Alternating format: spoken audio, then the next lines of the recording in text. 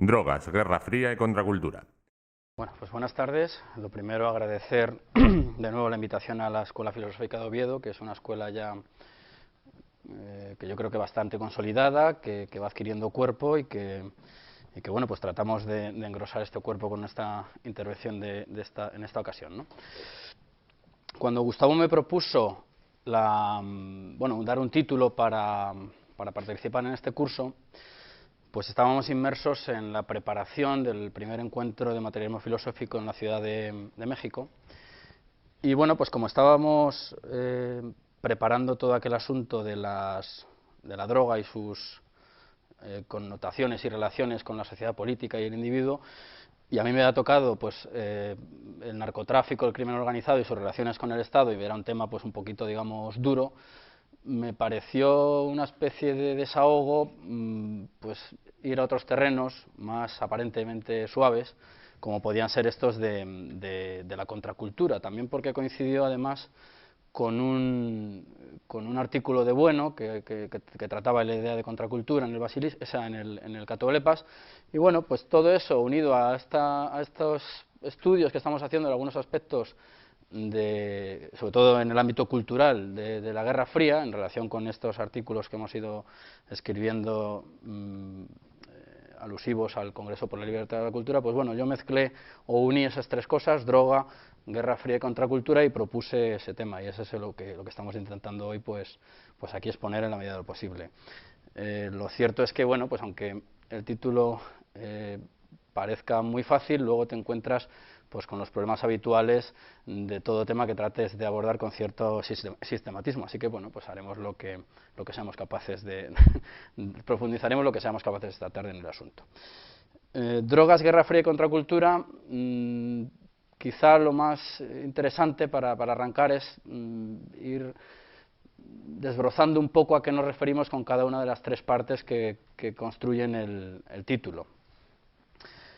Por empezar con las drogas, que quizás sea el hilo conductor o el que une todo lo que vamos a desarrollar esta tarde, o el trasfondo sobre el cual se desarrollan muchas de las cuestiones que vamos a abordar, pues cayó en mis manos un informe sobre adicciones y drogas que se elaboró aquí en la Fundación Gustavo Bueno en noviembre de 2008. El informe parece ser que era un encargo en relación con el plan sobre adicciones del Principado de Asturias. Bueno, pues un plan que se lanzaba desde instancias oficiales y bueno, pues se elaboró un informe que a mí me parece que pues tiene una riqueza extraordinaria. Además, yo animaría, egoístamente si se quiere, a que se retomara este tema, porque lo mismo que al hilo de este verano con la idea del deporte, en relación con los cursos de Santo Domingo de la Calzada, se ha escrito un ensayo que yo creo que es de una gran profundidad y enjundia. Creo que este tema, que está apenas abierto en ese y en otros puntos de la obra de Bueno, pues podría dar lugar a un ensayo de cierto peso, ¿no? En fin, ahí lo dejo y que si alguien quiere recoger el guante, que lo recoja. La adicción y la drogadicción, me estoy ciñendo, respondiendo un poco este trabajo, pues nos sitúan en la disyuntiva del género y la especie. La adicción incluiría dentro de sí la drogadicción, y ello nos obliga también a ver qué es aquello que entendemos como droga.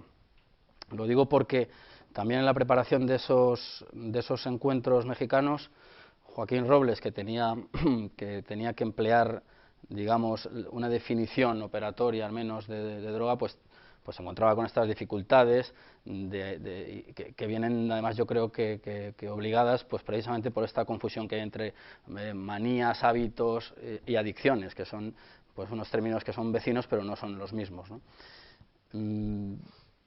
Cuando hablamos de drogas hay que decir, aunque parezca de perogrullo, que nos estamos refiriendo a unas sustancias extrasomáticas que el cuerpo metaboliza de algún modo, pero ello también nos mete en otro problema, y es que sustancias extrasomáticas que el cuerpo asimila y que metaboliza, pues hay muchas. En este trabajo pues se contemplan cuatro posibilidades que vamos a exponer con rapidez. La primera serían la transformación idéntica del organismo sano en organismo sano, estaríamos, por ejemplo, ante un alimento, y ahí pues con toda la variedad que queramos ver. La segunda variante es la transformación idéntica de organismo enfermo en organismo enfermo.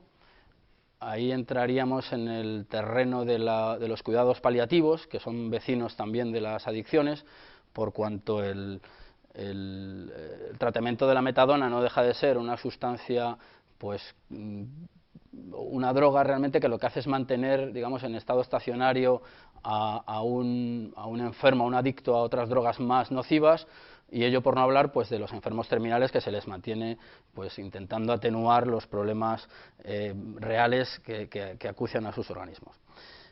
El tercer caso serían las transformaciones positivas del organismo enfermo en organismo sano. Aquí estaríamos en presencia pues de las medicinas en general, que tenderían además a mantener el cuerpo en la perfección que se le supone por parte de la medicina, por decirlo brevemente.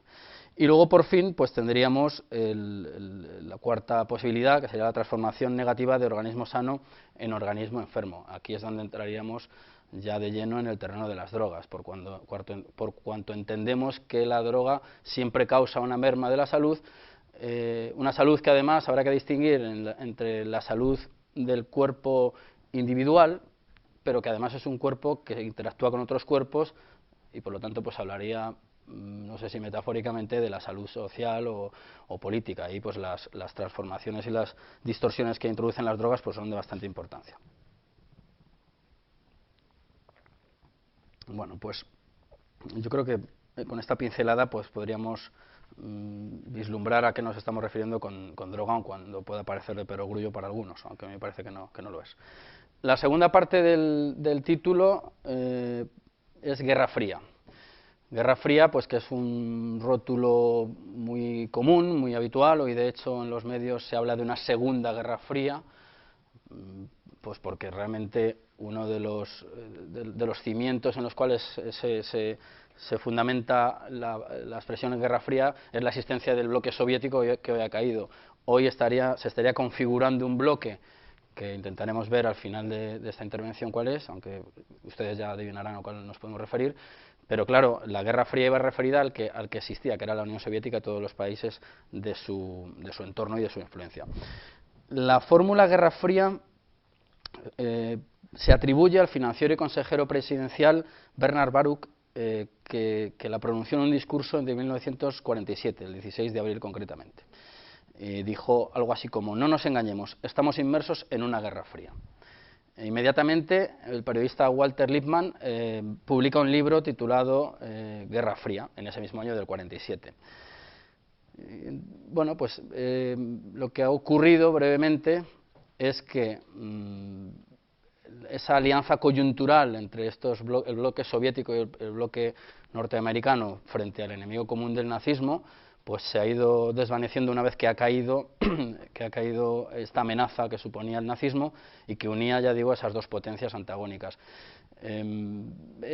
Puesto que hablamos de contracultura, y contracultura es una expresión que conlleva una cantidad de imágenes continua, un borbotón de imágenes, como pueden ver incluso en el cartel anunciador de esta intervención, pues digamos que el final de la Segunda Guerra Mundial dejó muchas imágenes. Entre ellas yo destacaría dos. La primera, la de la toma del Reichstag, con el famoso soldado soviético al que parece ser que le borraron uno de los dos roles que llevaba, no sé si es leyenda o no, pero eso dicen. Pero hay otra que tuvo mucha más fuerza o más influencia, me parece a mí, que es la de las nubes hongo de Hiroshima y Nagasaki. Digamos que tuvo mucha más fuerza entre la población esa otra, que la caída de un edificio en llamas con la bandera de todo lo que se quiera, pero la amenaza que suponía el hecho de que esas nubes hongo pudieran brotar en otros sitios del planeta, pues digamos que nos sitúa en algo a lo que quiero aludir ahora, y es el llamado tiempo de silencio. Un tiempo de silencio que en España pues lo pone de manifiesto Luis Martín Santos en su famosa novela, que ha recibido muchas interpretaciones. La interpretación más habitual pues es que es una novela simplemente que refleja la censura e incluso autocensura existente en los tiempos oscuros, así se dice siempre, incluso casposos, que es una palabra que gusta mucho del franquismo, pero que Bueno analizó en un artículo del año 96, publicado en el Basilisco, titulado La filosofía en España en un tiempo de silencio. En ese artículo yo creo que la tesis o la conclusión que se extrae es que toda esa atmósfera, más que estar dominada por la censura, está dominada precisamente por la amenaza nuclear, por esta especie de denso silencio que se hace sabiendo que hay una aniquilación posible y total. Voy a leer un trocito de este artículo, que recomiendo leer, por supuesto, en su totalidad, que creo que define perfectamente a lo que me estoy refiriendo. Y leo lo siguiente. Vayamos a las últimas páginas de la novela, porque allá creemos encontrar las respuestas a nuestras preguntas. ¿Qué es el tiempo de silencio? ¿Por qué hemos tenido que entrar en él? Y la respuesta sería esta. No son motivos políticos específicos, aquellos que actúan en la España de la dictadura franquista, los que imponen un tiempo de silencio. Son motivos mucho más generales, que actúan sin duda en la España de Franco, pero solo porque esa España es un lugar, entre otros, de la sociedad universal. Una sociedad que ha manifestado su verdadero rostro al final de la Segunda Guerra Mundial, es decir, a partir del momento en que ha estallado la primera bomba atómica. Por un lado, será a partir de entonces cuando los hombres pueden comenzar realmente a considerarse libres, dueños de la vida, puesto que es ahora cuando saben que a partir de la bomba podrán destruir la Tierra.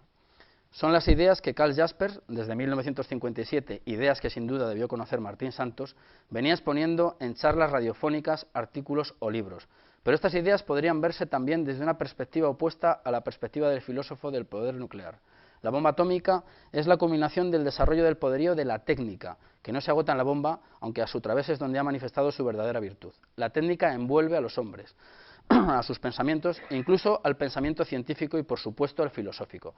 La tecnología reduce al silencio a cualquier otra forma de pensamiento humano, porque ella misma ofrece suficientes contenidos a la vida, capaces de llenar todo el anverso de la civilización, capaces incluso de succionar los lugares del reverso, el infierno y el limbo, la poesía y la filosofía.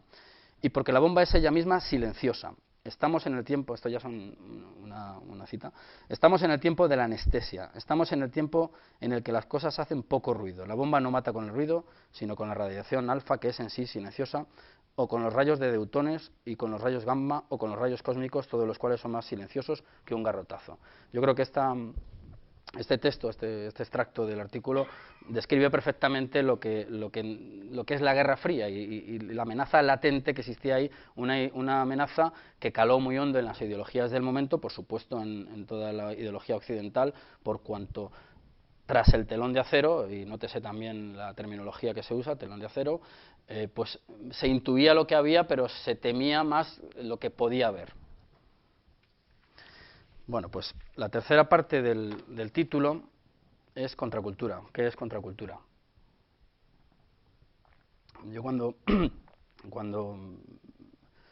estaba preparando esto un poco, me acordé de la presentación del libro El mito de la cultura, hace ya, me parece que 19 años en Madrid, creo que fue en el Circo de Bellas Artes, bueno, creo no, estuve yo, y me acuerdo perfectamente, se lo comentaba bueno antes de empezar, que nada más, bueno, pues sentarse en la mesa, él retó al público a que alguien dijera qué era la cultura, si alguien lo sabía, que lo dijera. Y se hizo un verdadero tiempo de silencio en el momento porque nadie lo supo. Digo esto porque, aunque el libro, por supuesto, y ha tenido una influencia que me parece bastante importante, aunque ya sabemos que en España siempre quisiéramos que tuviera más implantación el materialismo, pues cierto es que ha organizado, en la medida de lo posible, bastante el uso al menos de la palabra cultura, en algunos casos como el mío, pues la ha minorado al máximo, vamos. Yo la palabra cultura la uso lo menos posible, precisamente quizá por aquel silencio en el que estuve yo inmerso aquel día, ¿verdad? Y yo diría también lo mismo, parafraseando, bueno, a ver quién puede decir lo que es contracultura, porque estamos pues con las mismas imprecisiones que cuando uno habla de cultura. Cultura lo es todo, contracultura lo es todo, y de hecho yo hace una semana puse una alerta en Google con la palabra contracultura, y contracultura es todo, desde las pandillas juveniles a las revueltas de los narcos mexicanos, al último movimiento estético, a los grafitis, a lo que sea, vamos, contracultura pues también lo es todo, aun cuando nos referiremos precisamente a quien parece ser que acuña la palabrita contracultura inmediatamente. Pero también, precisamente aludiendo a la obra de Bueno, pues precisamente este verano, con ese artículo, pues creo que en el artículo Cultura y Contracultura, que se publicó en agosto, pues creo que en él también encontramos algunas de las pistas, al menos para entender de lo que estamos hablando, ¿no? O para entender lo complicado que es el asunto de la contracultura. Y dice, bueno, lo siguiente, dice, lo que hoy suele conocerse como contracultura puede considerarse como una especificación de la idea fuerza de cultura tomada en la situación del conflicto entre las culturas humanas, cuando se deja de lado el armonismo UNESCO, o bien de las situaciones de conflicto entre las culturas humanas cuando se enfrentan con otras supuestas realidades constitutivas del espacio antropológico. Efectivamente, estamos un poco como lo que decíamos en el origen con respecto a las adicciones y las drogadicciones. Adicciones hay de muchos tipos, drogadicciones pues son unas cuantas relacionadas con lo que estábamos diciendo de las sustancias extrasomáticas. Cultura lo será todo, o al menos, si queremos, al menos aquello a lo que va referido el Ministerio de Cultura, y contracultura pues serán algunas especificaciones o campos muy determinados, y en algún caso, que espero que no se me olvide citar, pues incluso lo más canónicamente contracultural es incorporado a lo canónicamente cultural. Me estoy refiriendo, por ejemplo, al cine kinky que hace unos años se puso tan de moda, que las instituciones pues lo fomentaron y patrocinaron, y es pues parte probablemente de muchas tesis doctorales. Otra de las ideas que deja bueno en ese artículo, Cultura y Contracultura, habla de las tendencias hacia las cuales derivó lo que en inicios sería la contracultura. Bueno, dice lo siguiente, dice, en nuestro siglo la contracultura de estirpe cínica es reconocible en los movimientos nudistas, pero también en el ecologismo, en el veganismo y en los llamados partidos verdes. Y abunda más en la situación, en el asunto. Pero acaso, como breviario más radical de la contracultura naturalista de hoy, pueda considerarse ser el libro Malestar en el tiempo, de John Zerzan. En este libro se propone una contracultura que habría de comenzar por demoler a la totalidad de las culturas humanas históricamente recibidas, por ejemplo, las culturas que se han ido produciendo no ya desde el romanticismo, desde el barroco, ni siquiera desde el Renacimiento moderno, Grecia o el Egipto faraónico, tampoco desde el neolítico. Zerzan pasa por encima, ante todo, del hombre cazador-recolector y se detiene en el primitivo hombre recolector que todavía está libre de las cadenas belicistas de la cultura y de la agricultura que lo esclavizan. Bueno, aquí lo que Bueno está planteando es precisamente el desarrollo final de algunos de estos hilos que, como mínimo, arrancan o vuelven a brotar en los años 60 cuando se escribe este libro. Este libro empieza con una crítica pues de la situación estadounidense del año 67-68, más o menos, finales de los 60, una crítica de esos burgueses que están en las ciudades, esos niños de papá que juegan a ser traviesos o alternativos, o como queramos llamarlos, y luego hay unas derivaciones de carácter espiritualista muy importantes que serán solamente el principio, porque precisamente en obras como la de Zerzan se va muchísimo más allá. No se trata solamente de ser pacifistas y de dejar el Kalashnikov a un lado, sino de desprenderse de todo, pues como estamos viendo en algunos casos límite en la actualidad, ¿no? Nótese también que en la edición pues no tenemos más que unas alusiones a un mundo, pues creo que es un trocito de La primavera de Botticelli, y bueno, pues la idea de primavera, la idea de paz, la idea de un aire nuevo, pues está latente en toda la obra. En definitiva, El nacimiento de una contracultura es la obra de Theodor Roszak. Es un libro de 68, que hay que decir también que la edición que yo tengo, me parece que es del 73, es ya la cuarta, y en el 70 ya estaba editado en España. Esto un poco también por regresar a la cuestión del tiempo de silencio. En este libro se habla de marxismo, nos puede gustar más o menos las interpretaciones que se hagan, se habla de drogas, se habla de sexo, se habla de antibelicismo, es decir, que estas ideas no encontraron, al menos para la editorial Kairos, el menor obstáculo para ser distribuidas en España y compradas, no sé si leídas, porque como ya digo, pues se reeditó en varias ocasiones.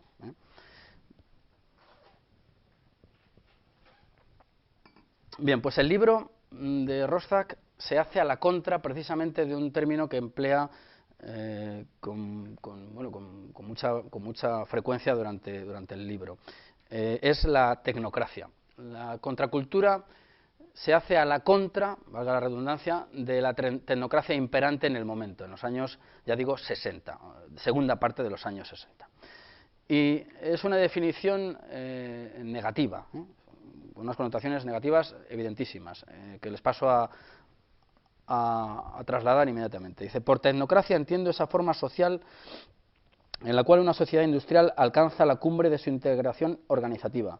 Es el ideal que los hombres suelen tener en mente cuando hablan de modernizar, poner al día, racionalizar o planificar. Para superar los ajustes y fisuras anacrónicos de la sociedad industrial, la tecnocracia opera a partir de imperativos incuestionables, tales como la necesidad de más eficacia, seguridad social, coordinación en gran escala de hombres y recursos, crecientes niveles de abundancia y manifestaciones del poder colectivo humano cada vez más formidables. Más adelante añadirá, dice, en realidad caracteriza la tecnocracia el presentarse ideológicamente invisible. De nuevo el silencio, lo invisible, algo que está latente y que nos envuelve, es lo que tratan de describir estos ensayistas de los 60. Dice, sus concepciones sobre la realidad, sus valores, son tan sutilmente penetrantes como el aire que respiramos. Y añade también, digo, por esta dialéctica que estaba funcionando con estos ecos marxistas, al menos de fondo, añade también Rostock, la burguesía, en lugar de descubrir a su enemigo de clase en las fábricas, lo encuentra al otro lado de la mesa llena de mantequilla y bistecs, encarnado en sus propios hijos mimados. Está hablando de que la tecnocracia, así llamada por él, pues está sobre todo asentada en un mercado pletórico capitalista, y en el cual ya se ha disuelto, al menos en este lado del telón, o así lo dice Rostock, pues este antagonismo entre explotadores y explotados. Por eso dice que es una cuestión simplemente de intercambiar mantequilla, de un consumismo exacerbado. Este es el planteamiento un poco apocalíptico que describe Rostock, pero atisba una solución, que sería la siguiente, una solución que además, como digo, según avanza el libro, va adquiriendo una mayor coloración religiosa o espiritualista. La solución sería, dice, frente a la tecnocracia, claro, dice, en su lugar tiene que ponerse una nueva cultura en la que las facultades no intelectivas de la personalidad, las que nacen del mundo de la imaginación y la fantasía y de la experiencia de la comunión humana, sean los nuevos árbitros de la bondad y lo bueno, de la belleza y la verdad. Creo que la ruptura cultural que la protesta generacional está abriendo entre ella y la tecnocracia tiene por sus implicaciones las dimensiones, aunque evidentemente todavía no en la historia, de la gran escisión que en otro tiempo se abrió entre la racionalidad grecorromana y el misterio cristiano. Como digo, bueno, es verdaderamente apocalíptico el escenario que nos describe, y las soluciones pues son la apelación a esa falta de racionalidad, sea eso lo que sea, que ahí es donde está el problema. En realidad Rostock está recogiendo el ambiente en el cual se está moviendo, porque no olvidemos que el 21 de octubre del 67 se produce la marcha hacia el Pentágono, en la cual se incluyó una ceremonia de exorcización. Es decir, aquí empezamos ya a introducir el pensamiento mágico y un espiritualismo a toda máquina, pues que yo creo que es el que va a ser la clave de muchos de los movimientos posteriores en campos ideológicos, pero también artístico, y el subjetivismo que incorpora, e incluso, diría yo, sobre todo cuando se incorporen las drogas alucinógenas, yo creo que en esta época están algunos de los primeros componentes de aquello que Marino Pérez llama cerebrocentrismo, la reducción de todo a un estado de subjetivismo total y a la localización pues, de los focos donde se encuentra cerebrales cada una de estas sensaciones que cada vez están más en boga. En este tiempo, además, llamado de la anestesia. Bien, pues yo cuando leí hace unos meses El nacimiento de una contracultura, la verdad que al leerlo entendí mejor esta otra obra, y al leerlo además porque Rostock lo cita en algún momento a Lewis Mumford. Yo había leído Técnica de civilización hace tiempo, además me lo recomendó, bueno, lo recuerdo perfectamente, y este libro me lo leí yo hace 5 años y me sorprendió mucho un capítulo titulado El diseño de la megamáquina. Me sorprendió mucho, la verdad, porque yo aquí, ahora lo he subrayado mucho más, había puesto algo así como, con un igual, un poco sinuoso, capas de la sociedad política.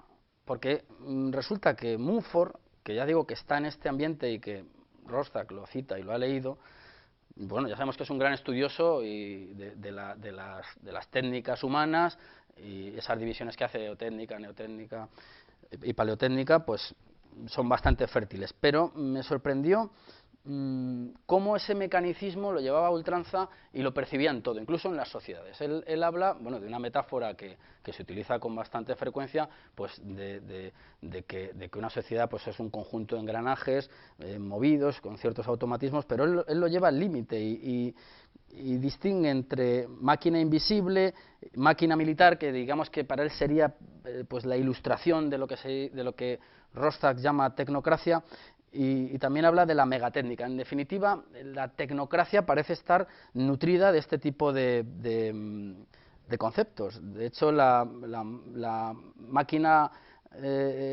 laboral parecería remitirnos a la capa basal, la máquina militar parecía remitirnos a la capa cortical, y luego estaría la máquina invisible, que quizás sería el poder, que podríamos pensar que es la capa conjuntiva. Yo creo que esto pues probablemente necesitaríamos desarrollarlo más en profundidad, pero bueno, por que vean ustedes más o menos el tono en el cual él habla de este concepto, de este prisma absolutamente mecánico de las sociedades, pues diré lo siguiente, bueno, leeré lo siguiente. Dice: solo los reyes, asistidos por las disciplinas de las ciencias astronómicas y respaldados por las sanciones de la religión, tenían capacidad suficiente para reunir y dirigir esa megamáquina, que era una estructura invisible compuesta de partes humanas vivas pero rígidas, a cada una de las cuales se le asignaba una tarea específica, su trabajo, su función, para realizar entre todos las inmensas obras y los grandiosos designios de tan enorme organización colectiva.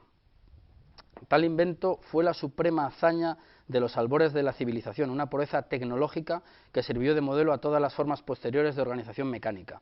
Y este modelo se transmitió, a veces con todas sus partes en buen estado y a veces en forma improvisada o provisional, a través de la mediación de agentes puramente humanos durante unos 5000 años, hasta que se plasmó en la estructura material que correspondía más ajustadamente a sus especificaciones y cristalizó en patrones institucionales más detallados que abarcan todos los aspectos de la vida humana. Aquí, yo insisto, me parecía que era una ilustración de esto que con cierto temor presenta Rostock como tecnocracia, pues una estructura envolvente dirigida por una máquina que él llama invisible, que serían estos burócratas estatales a los cuales habría de algún modo que desbancar pacífica e imaginativamente, y que bueno, pues parece que Mumford los relaciona con todas estas construcciones relacionadas con la irrigación de los campos, con las grandes estructuras de imperios mesopotámicos y bueno, pues del creciente fértil que se llama, ¿verdad? Aparte que el propio Mumford también lo proyecta sobre el presente en el cual se halla, y dice que comprender los orígenes de la máquina y su linaje equivale a renovar la visión tanto de las fuentes de nuestra actual cultura supermecanizada como del destino del hombre moderno. O sea que de algún modo a mí me parecía que bueno, se compensan las dos obras. Dice: y descubriremos que el mito originario de la máquina proyectó estos extravagantes anhelos que tan abundantemente se han cumplido en nuestra época. Y ya digo que los libros son prácticamente coetáneos. Añade que además impuso restricciones, quizá aquellas contra las cuales quieren luchar los apóstoles de la contracultura. Bueno, pues presentada esta situación, drogas, guerra fría, contracultura, más o menos, hay que, en relación con las drogas, que como digo puede ser el hilo conductor de todos estos temas, o la masa que los une, hay que ir al origen precisamente de muchos de las drogas que son clave en este momento. Y digo de algunas drogas porque no son todas, son concretamente, bueno, yo diría que media docena quizá, pero una que es preeminente, como ustedes saben, es el ácido lisérgico. El ácido lisérgico, que tiene además un origen, pues digamos, tecnocrático, en el sentido de que se sintetiza en unos laboratorios en los años 30 y que pues luego encuentran su gran amplificador en la obra de Albert Hofmann, que es un señor que profesionalmente pues se gana la vida en la farmacéutica Sandoz. En su diario pues él anota lo siguiente. Dice: viernes pasado, 16 de abril de 1943. Tuve que interrumpir mi trabajo en el laboratorio a mitad de la tarde y volver a casa, sintiéndome afectado por una extraña inquietud combinada con un leve mareo. En casa me recosté y me hundí en un estado agradable similar a la embriaguez, caracterizado por una imaginación extremadamente estimulada. Sonoliento, con los ojos cerrados, la luz del día me resultaba demasiado fuerte, veía una serie ininterrumpida de imágenes fantásticas, formas extraordinarias y un inmenso y caleidoscópico juego de colores. Después de unas 2 horas, ese estado desapareció. Bien, estas son anotaciones de las sensaciones que está teniendo Hoffman, que casualmente ha probado el ácido que estaba manipulando. Y estos son, digamos, los síntomas de la ingesta de esa sustancia. Ahora bien, yo creo que la cuestión esencial es que si estamos, tanto con esto que tanto nos gusta de distinguir entre momentos tecnológicos y cinematológicos, sí, el momento tecnológico, el uso, sintetización, incluso el hecho de la ingestión, es impecable e inequívoco, incuestionable. Ahora bien, lo que es complicado es ver cómo de ese estado de embriaguez que él tiene se llega, no por su parte, pero sí por muchos de los usuarios del LSD y de los ideólogos que están funcionando, a esas alternativas ideológicas. Es decir, la embriaguez aparentemente no tendría nada que ver con los casos con los que nos vamos a encontrar. Y además existen pruebas de esta especie de forzar los resultados de la alucinación y de los efectos de las drogas. Lo digo porque el LSD es bueno, pues una de las drogas de la contracultura, pero también lo es el cannabis, para los porros, ¿no?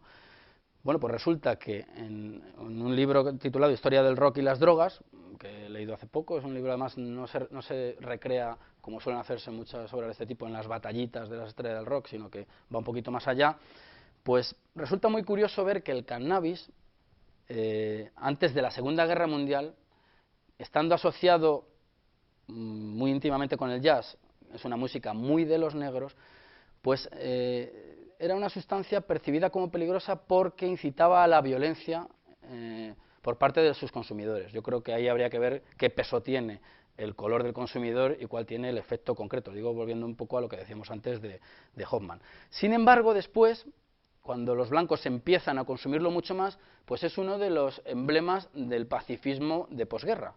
O sea, el porro será ceremonialmente pues un vehículo precisamente para armonizar voluntades, incluso para adormecerlas, y bueno, pues pasa de ser una droga que incita a la violencia, y recordemos un poco la etimología de los asesinos, el asesino y el hachís, a ser precisamente pues un atenuante o un anestésico o un silenciador de esas aristas ideológicas que podrían encontrarse después de la Segunda Guerra Mundial, hasta el punto de que en el 64 ya son más blancos que negros los que los consumen, y entonces se desdibuja por completo esa interpretación. Bien, por otro lado, he hecho antes una alusión al cerebrocentrismo, estos son territorios de Marino, yo no voy a meter muchos en ellos, pero he encontrado también una referencia que bueno, puede ser fértil, ¿no? Un libro titulado Cannabis de la India, una amenaza social, dice que a principios de los 50 se empiezan a percibir o detectar sincronías entre el ritmo de las ondas cerebrales, los movimientos y la música. Y había que incorporar, por supuesto, pues el uso de los estimulantes que son absolutamente esenciales en el músico de jazz, que además debe, por lo que he leído, pues esa distancia, ese músico introvertido es parte de esa distancia que se establece entre el espectador y ese ensimismamiento del músico de jazz venía dada por el consumo de drogas, hasta el punto que algunos pues se veían obligados a fingir que eran consumidores, porque si no eran aceptados también en el gremio de músicos de jazz. Bien. Bueno, pues el origen en gran medida de una de las drogas fundamentales de esta época, del LSD, como sabemos, es de laboratorio. Es una droga que está fuera de la naturaleza, por decirlo de algún modo. Si asumimos estos mitos que siempre están pululando en este asunto.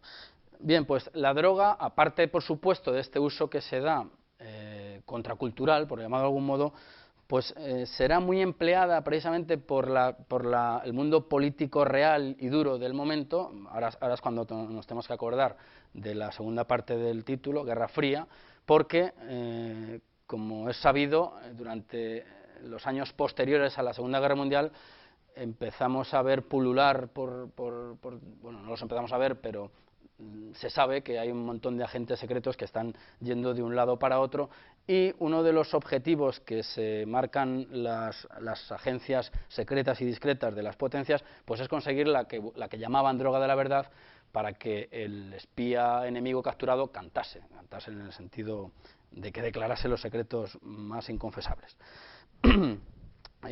Por lo que respecta a Estados Unidos, ya en la Segunda Guerra Mundial empiezan a buscar, la Oficina de Servicios Estratégicos, que es un precedente de la CIA, empieza ya a buscar la droga de la verdad.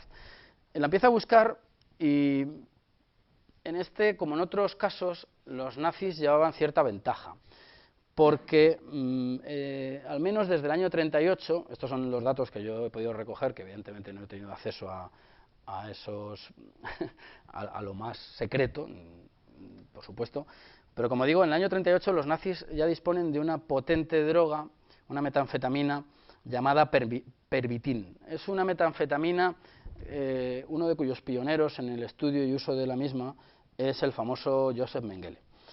Esta metanfetamina era administrada a los soldados nazis y con la idea de que fueran, pues, por utilizar terminología deportiva, dopados a la guerra, que pudieran mitigar el dolor, el hambre, la falta de sueño, en fin, todas aquellos problemas que tiene que soportar un soldado en el frente.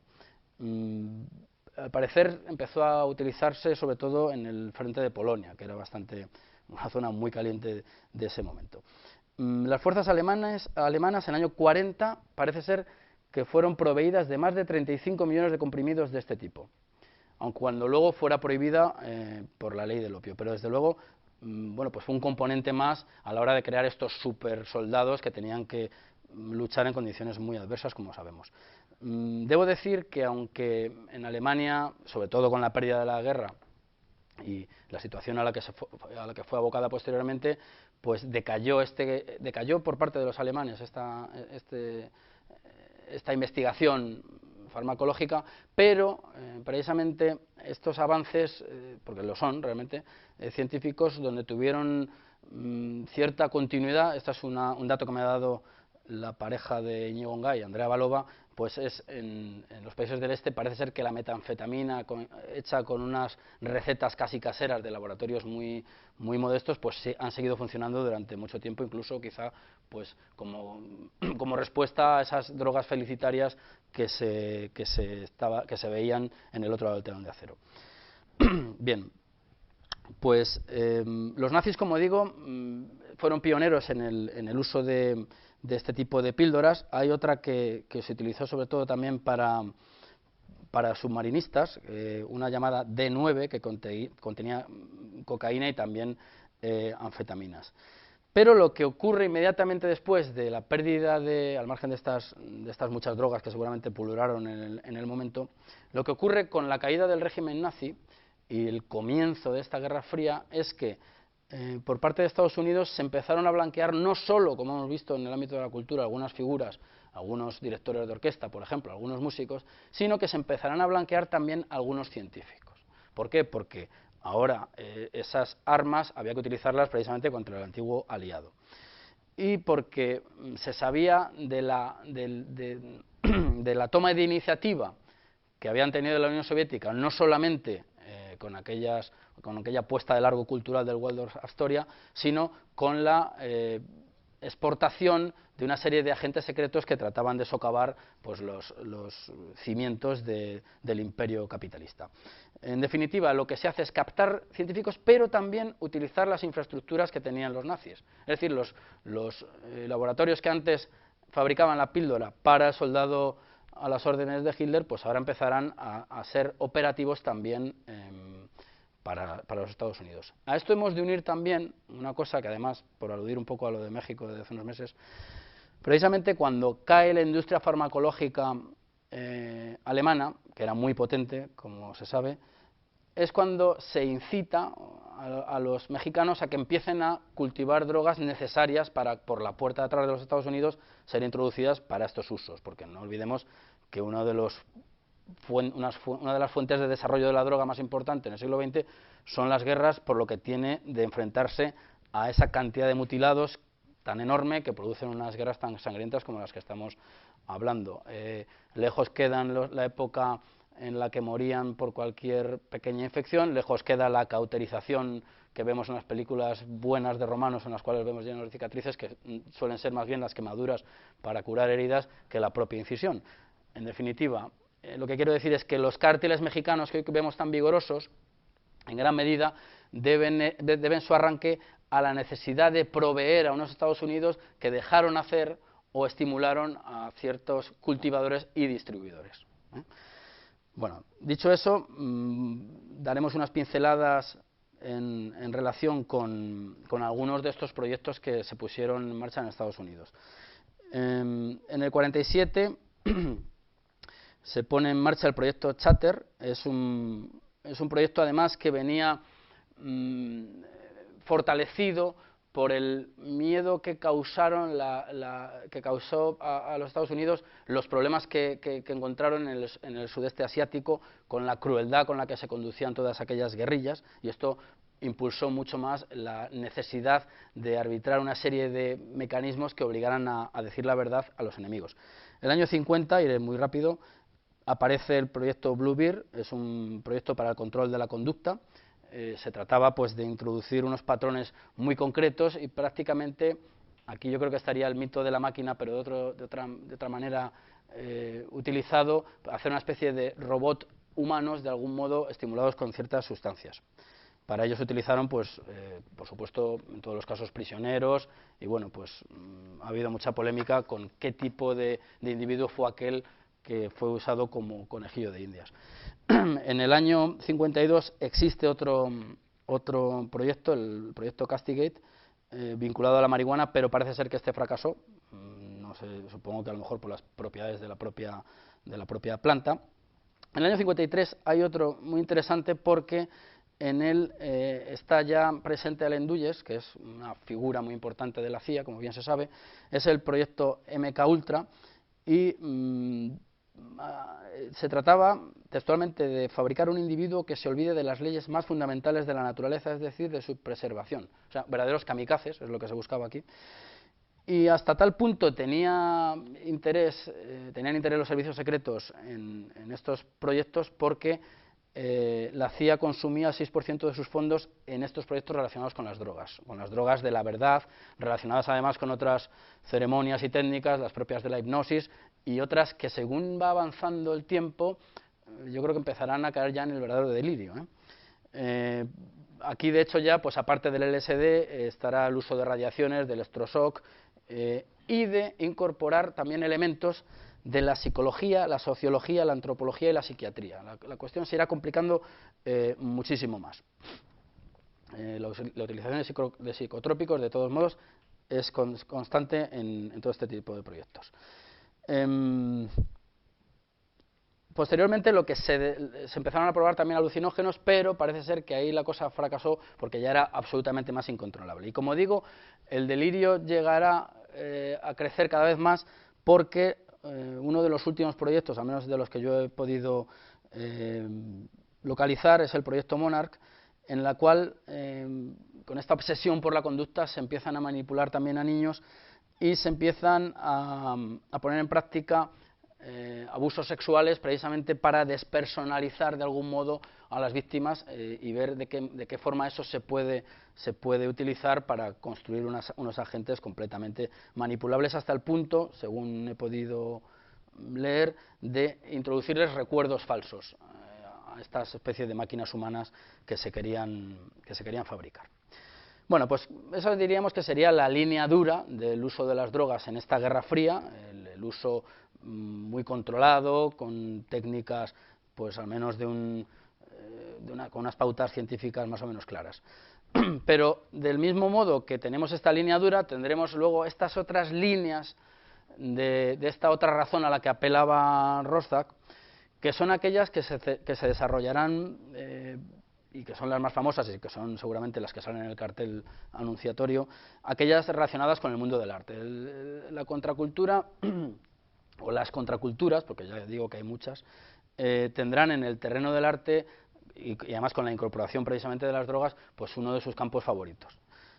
Por dar un repaso rapidísimo, podemos citar algunos casos relacionados con la literatura y tener siempre como trasfondo algo de lo que hemos hablado ya en alguna otra ocasión, en referencia con el Congreso por la Libertad de la Cultura, y es que estamos en la época del antagonismo entre realismo y abstracción. El realismo sería el soviético, todo el mundo conoce las los murales soviéticos con personajes perfectamente reconocibles, uniformes y símbolos conocidos por todo el mundo, y frente a ellos, pues los Estados Unidos irán incentivando o retomando algunas de las líneas de las vanguardias artísticas. Yo creo que quizá las que más utilidad les dieron son las del surrealismo, con aquel lema de André Breton, puro automatismo psíquico. Ahí se ve perfectamente que se intenta desvincular de la realidad figurativa, probablemente, aunque se llegará mucho más lejos con el expresionismo abstracto, y como digo, pues lo que se huye es del realismo del que hacían bandera los soviéticos. Por ir al caso de la literatura, pues tenemos la famosísima generación Beat. La generación Beat tiene, por supuesto, y además de forma consciente y explícita y reconocida por ellos, una inspiración jazzística clara, y cuando decimos jazzística estamos queriendo decir pues el desdibujado de estas formas clásicas y canónicas que habían regido pues la música y otras muchas artes, ¿no? En la generación Beat pues podemos citar, por supuesto, a la figura más señera quizá, que es Jack Kerouac. Jack Kerouac escribe además una obra llamada En el camino, The Road. La metáfora del camino, de la huida y de la libertad está continuamente disuelta en todas estas obras. En el camino pues es una novela en la cual una serie de amigos, una pandilla, pues inician unas derivas por los Estados Unidos y visitan, por supuesto, también México, que era, ya digo, la puerta de atrás y el granero de droga en gran medida de los Estados Unidos. El combustible, aparte de la gasolina, será la bencedrina. Y, según manifestó Jack Kerouac, él escribía al ritmo de Charlie Parker, hasta el punto de que parece ser que la novela pues la hizo una especie de pura prosa espontánea que nos remite al puro automatismo psíquico, y que la hizo sobre un rollo de papel muy largo y, bueno, en fin, de un tirón. Aunque dicen que no consumió drogas durante su redacción. En definitiva, eso da un poco igual porque, desde luego, la presencia de las drogas como elemento central de estas novelas pues es muy conocida. A Kerouac pues habría que rodearlo de otras figuras muy conocidas. La figura de William Burroughs es muy importante. No hay más que ver títulos como Yonki o el almuerzo desnudo, que es una obra además escrita en Tánger, en esta huida que hubo siempre hacia países aparentemente exóticos, nada más, cuando luego pues, nos encontraremos con la sorpresa final. En el almuerzo desnudo lo que se hace además es una descripción muy sistemática de la ceremonia del drogadicto, de la inyección de heroína, una ceremonia además que, descrita en esta obra literaria y en otras muchas películas con ese sistematismo y rigor, va en favor de la institucionalización, hasta el punto que muchos dicen que la adicción del drogadicto es tanto a la sustancia como incluso al instrumental y parafernalia que rodea la administración de la droga. Por otro lado, por volver a una de las fuentes que yo creo importantes de estos artistas, como es el surrealismo, Burroughs es el impulsor de la técnica del corta y pega, que además recuerda perfectamente al cadáver exquisito de los surrealistas. Kerouac, Burroughs, la Santísima Trinidad, podríamos cerrarla con Allen Ginsberg. Es un poeta antimilitarista, budista, viajero de la India. Es autor del famoso poema larguísimo Aullido, donde está Moloch, que Moloch es una especie de monstruo que podríamos asimilarlo de algún modo a la tecnocracia.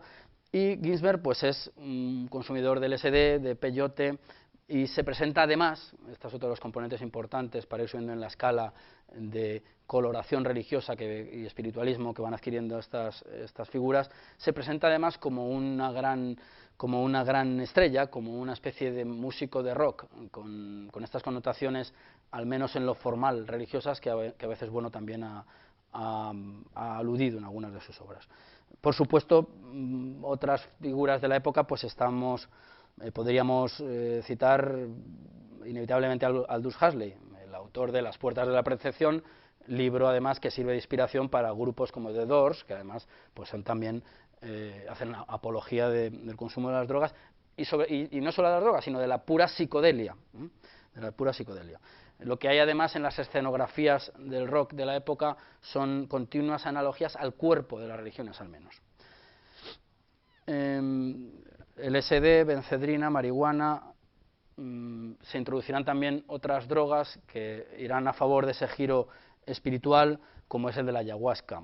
Y todo esto irá unido también en la época al interés creciente de la antropología por el mundo de lo mágico y del uso de estas sustancias y de los viajes. Por supuesto, podemos hablar de Carlos Castaneda, pero también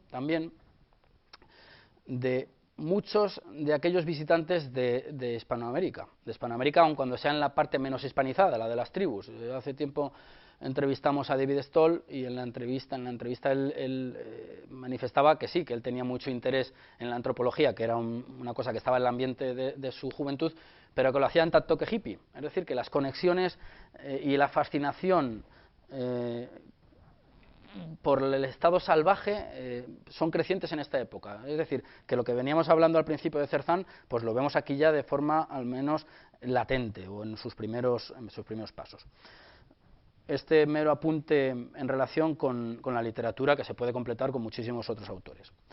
En pintura a mí me sorprendió, o no tanto, porque no tenía por qué saberlo, Rothschild parece admirar, o bueno, así lo dice, a Jackson Pollock. Jackson Pollock, el que tanto iba contra la tecnocracia, una de cuyas sedes seguramente para él, simbólicas al menos, habría sido la de la CIA, pues lo que no sabe Rothschild es que Pollock está pues financiado por las fundaciones estas de las que tanto hemos hablado, la Guggenheim, y que realmente es una forma de canalizar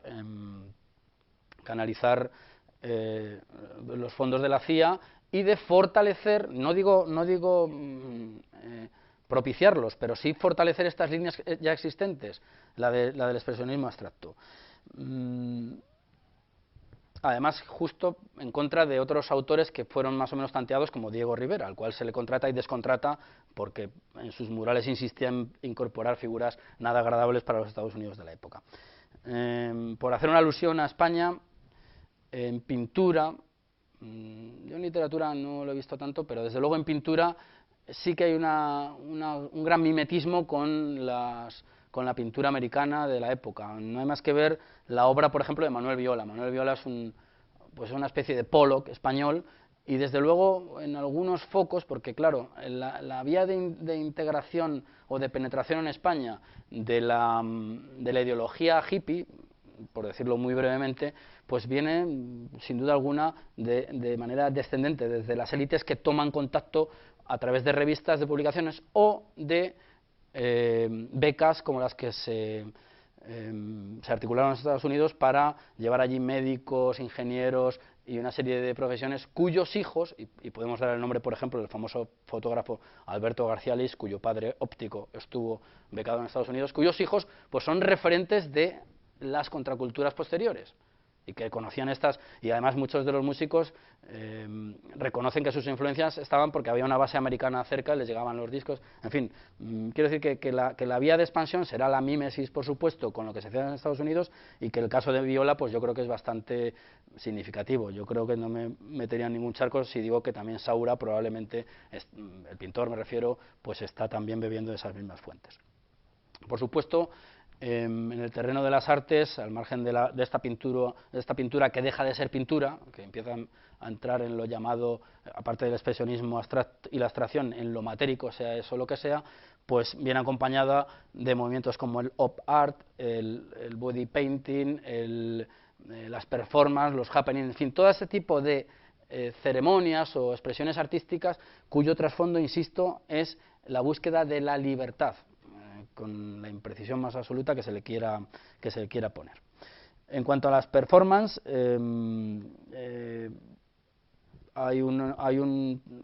existe también, claro, desde el prisma médico, analistas, ¿no? El doctor Oscar Janiger es quien se encargará de explorar las relaciones entre LSD y mente creativa. Esto lo pone aquí de manifiesto Rothschild. Y tiene además experimentos en los cuales participan pues figuras importantes de la sociedad estadounidense. Uno de ellos es el famoso actor Jack Nicholson. Bien, pues de la música, pues yo creo que sería infinita la lista de exponentes de la contracultura. Y además existe lo que se llama la psicodelia, y ahí podemos meter desde los Beatles a cualquiera de los que ustedes estarán pensando, siempre además con antecedentes, como digo, por lo que respecta a droga, libertad y cultura o música, pues como son los del jazz. También usados políticamente, precisamente para neutralizar los problemas derivados de la raza negra a la cual pertenecían muchos de ellos, como es el caso de Louis Armstrong, que es paseado por Europa precisamente pues para, metafóricamente, blanquear a los Estados Unidos. Aun cuando algunos estudiosos de este fenómeno, drogas rock, como es un ensayista llamado John Robinson, señala lo contraproducente que es el LSD en relación con los objetivos que se planteaban sus consumidores, porque dice que el LSD es una sustancia introspectiva que induce al subjetivismo y el individualismo, con lo cual estas masas, aunque crean estar yendo por el mismo camino, pueden estar yendo solas uno al lado de otro, no sé si me explico.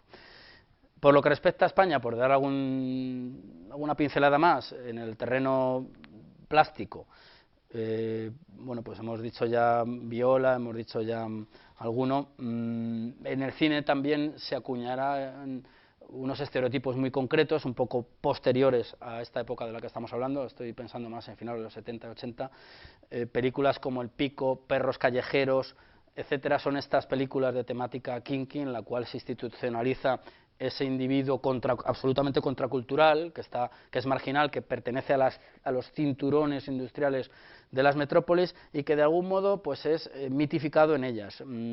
Hay otra película además muy curiosa, en la cual se dan una especie de relación entre adicción a la heroína y al cine, que es la película de Iván Zulueta, Arrebato. Por arrimar un poco el ascua a mi sardina, en arquitectura pues tenemos en España algunos destacados arquitectos de la época, muy dados al uso de arquitecturas efímeras, relacionadas también con lo ceremonial, con todas estas cosas que estamos diciendo del happening.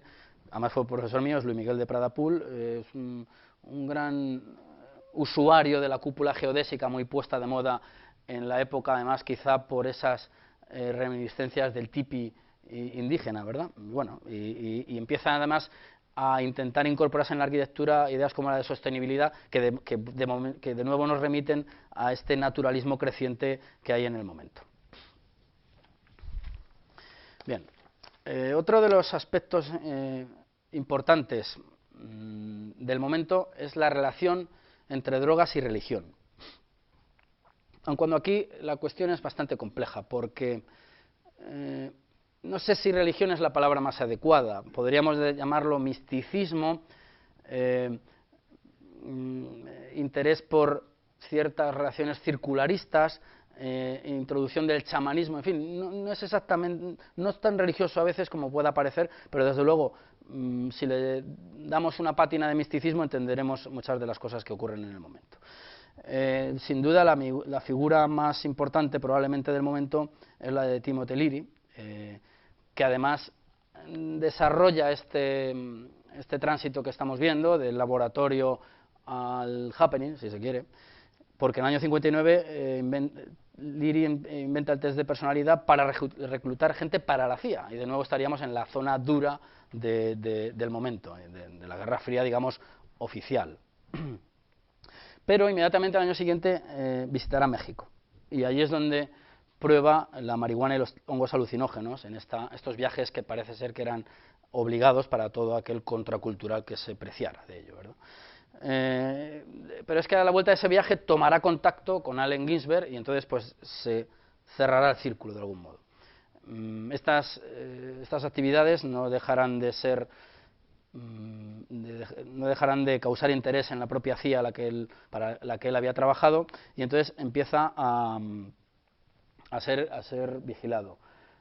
No obstante, esto no le impide para convertirse en una especie de sacerdote del que él llama ácido de Dios, y a iniciar una especie de apostolado felicitario, la búsqueda de una sustancia que además nos remitiría, por ejemplo, al famoso soma de la literatura, que él trata de administrar a sus correligionarios, por llamarlo de algún modo.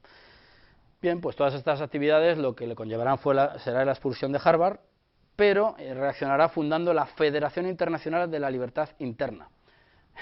Aquí me llama la atención mucho bueno, pues el nombre de estas instituciones que él va montando.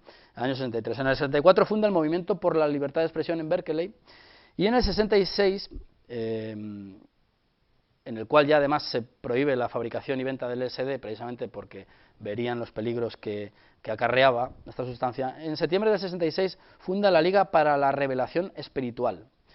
Cierto es que la funda tras recibir una condena por posesión de narcóticos, de la que su abogado trata de escapar, alegando que existía una vocación de liberación religiosa en la administración de estas drogas. Bueno, esto ya sería un asunto de leguleyos, pero desde luego no quita para tener presente el trasfondo ideológico de la cuestión. En el 67, el verano del amor, en Londres pues se celebrará el Congreso sobre la dialéctica de la liberación, al que acude también Allen Ginsberg.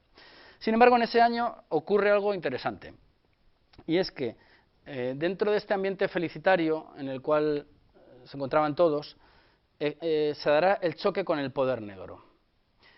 Y aunque el mundo negro, por llamarlo de algún modo, había tenido a la droga como uno de sus componentes importantes, no nos olvidemos que decían pues esto de que eran consumidores de crack y el negro rijoso violaba a la virtuosa blanca tras administrarle droga, pues como digo, en este año se produce una fricción entre esas dos facciones, blanca y negra. Además coincidirá precisamente con la emergencia o el fortalecimiento de la nación del Islam y de esta idea que empieza a tomar cuerpo de que Alá pudo ser negro y de que hay un suprematismo racial que además con tintes antijudíos, pues que irá cobrando mucho vigor. Entre los propagandistas, entre los que amplifican la existencia de esta nación del Islam, tenemos a un individuo que también se le supone contracultural, como es el famoso Cassius Clay, convertido luego en Mohamed Ali, tirando al río las medallas olímpicas y negándose a representar a los blancos que esclavizaban negros, en fin, lo que ya se conoce. Quiero también traer a colación aquí, por ver todo esto que estamos hablando, estos delirantes movimientos de revelación espiritual y ligas y el ambiente en el cual se está moviendo el llamado mundo contracultural, un caso límite, porque por lo que yo decía al principio, de que tiene que ver lo que dice el señor Hoffman en su diario con la Federación Internacional de la Libertad Interna, por ejemplo. Quiero decir que aquí del punto de arranque de la sustancia, pues hacemos un mundo. Y voy a poner aquí un caso de hace tiempo que leí, que me parece que es interesante, ¿no? Precisamente por ver hasta qué punto el ambiente ideológico marcaba las interpretaciones. Un libro titulado Un antropólogo en Marte, de Oliver Sacks, tiene un capítulo que se titula El último hippie. El último hippie narra el caso de un joven estadounidense llamado Greg, que según Oliver Sacks decía que tenía una necesidad de rebelión, pero también de encontrar un ideal y guía, de encontrar un líder, y todo ello cristalizó en el verano del amor, 1967.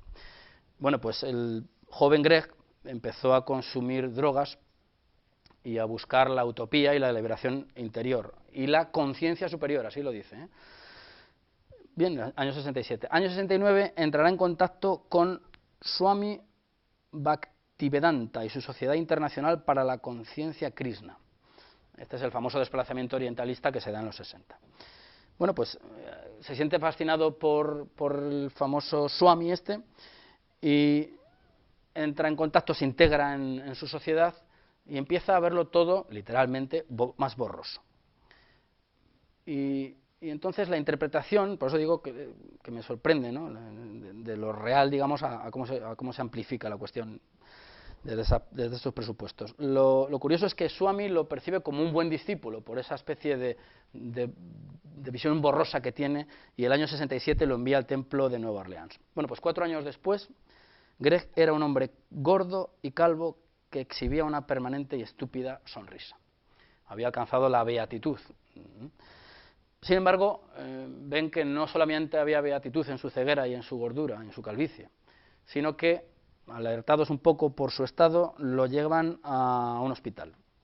Y allí se revela que las exploraciones cerebrales revelan un enorme tumor en una línea media que destruía la glándula pituitaria y el quiasma óptico y zonas adyacentes y se extendía a ambos lados de los lóbulos frontales. Un tumor, en cualquier caso, benigno.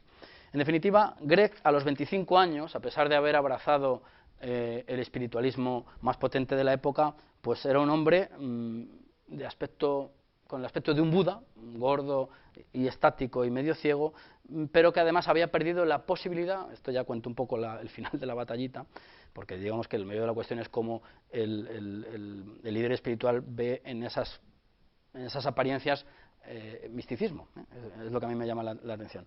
Bueno, pues parece ser que lo que desarrolla es una especie de amnesia anterógrada, se llama, que impedía la fijación de recuerdos posteriores al año 70, al año en el cual ingresa en el templo budista.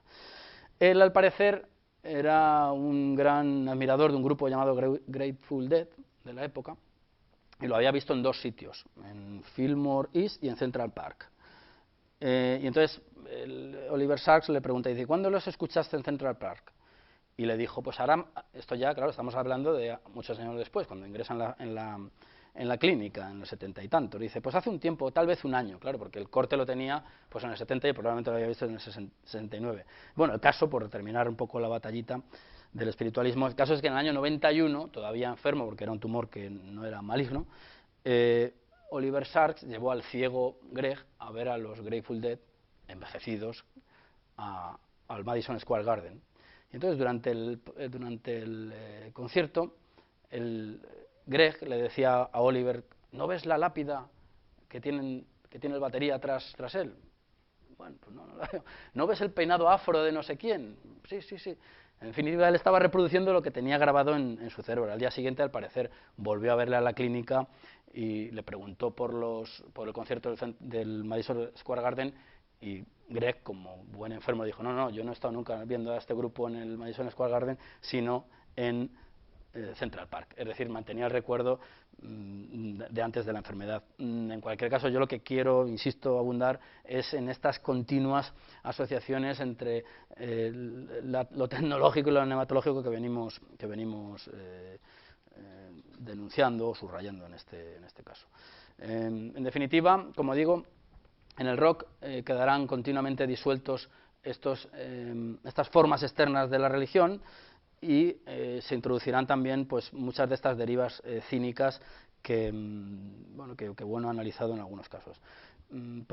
Esto por lo que respecta a este mundo del rock pop, o como lo queramos llamar. Hay otro campo musical, que es el famoso reggae y el movimiento Rastafari, que también es como uno de los emblemas del anticulturalismo también, ¿no? El de contraculturalismo. Todo el mundo además sabe pues de la continua presencia de la hojita de marihuana en los partidarios de este tipo de música, que además tienen festivales dedicados exclusivamente a este estilo, y bueno, pues es una mímesis continua y una recreación de los modelos originales. En el origen del Rastafari o reggae, lo que tenemos también es pues una especie de movimiento también, por supuesto, de tintes absolutamente racistas. Estamos hablando de un movimiento que nace, al menos ideológicamente, en Jamaica, con la Asociación Universal para la Mejora del Hombre Negro, que de algún modo, pues si ha sido desplazado a América con grilletes y en las sentinas de un barco, ahora debe volver a su tierra prometida y a su paraíso natural en la tierra, ¿verdad? El movimiento este además viene vinculado a la fundación de la Iglesia Amática del año 25, y tiene además una versión escrita en etíope, en amárico, de la Biblia, del Antiguo Testamento, por supuesto. Ellos son, digamos, los que guardan las esencias de ese primer cristianismo, o así se dicen ellos, y además pues tienen prohibido las apuestas, tienen prohibido el alcohol, pero no la marihuana, que digamos que sería una especie de eucaristía contracultural de este grupo. Por supuesto van vinculados también políticamente a la figura de Haile Selassie, Y bueno, pues digamos que su exponente de mayor dimensión es el famoso Bob Marley y todo un movimiento que continúa y que tiene, como digo, estas conexiones religiosas, vamos. Por último, también en el mundo contracultural hay una verdadera fascinación ligada a este interés por lo antropológico de la época y por las culturas primitivas, por la figura del chamán. Es verdaderamente una constante que se encuentra en muchos de los artistas de la época. Incluso el propio Rothschild hace una apología, digamos, de la magia. Y dice, la esencia de la magia buena, la magia tal como la practican el chamán y el artista, ojo, el chamán y el artista, es la que siempre busca poner a disposición de todos todo el poder de la experiencia del mago.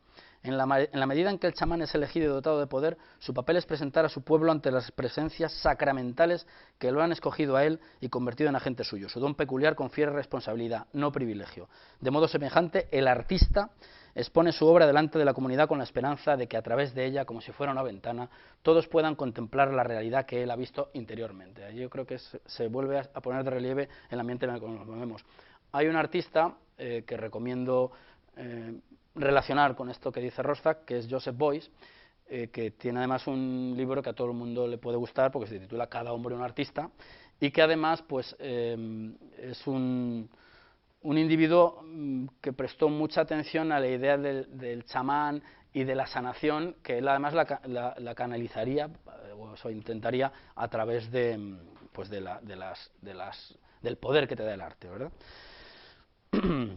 Bueno,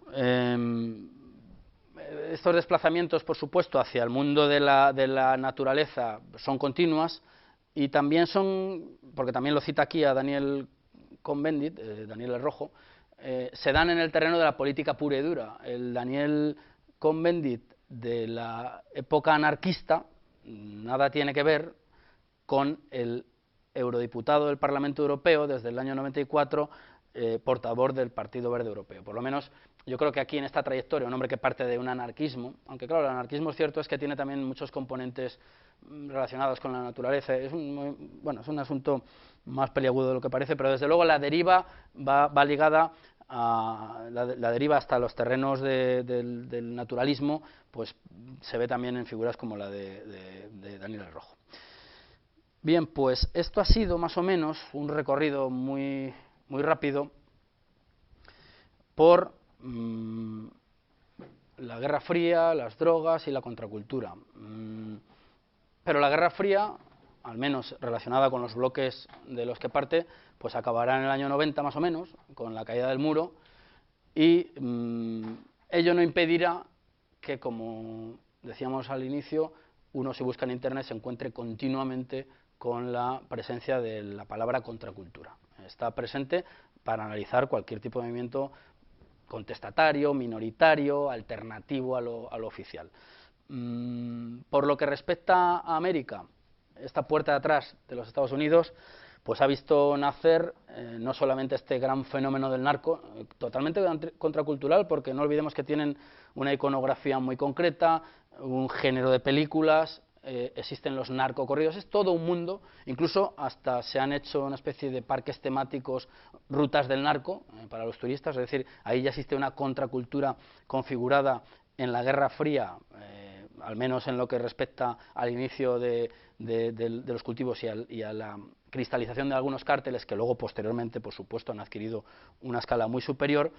Pero también tenemos un poquito más abajo de México el problema de las maras salvadoreñas y todo un mundo absolutamente contracultural en el sentido de que tiene unos códigos de conducta muy concretos, hasta una especie de, yo que he visto algunos documentales, alguna especie de responso para los muertos muy concreto ligado a las bandas, en fin, es otra de las manifestaciones de esto que ya digo, que es tan impreciso como es la contracultura. Por cierto, además, que se realimentan el narco mexicano con las guerrillas centroamericanas, porque precisamente con la terminación de algunos conflictos, como el de Guatemala, se incorporarán sicarios procedentes del mundo de la guerrilla, del ejército, como escolta de algunos capos, que luego además se darán cuenta que para qué van a estar protegiendo a sus jefes y ellos son más violentos que él y pueden además bueno, pues tomar el poder. De ahí surge el famoso grupo de los Zetas.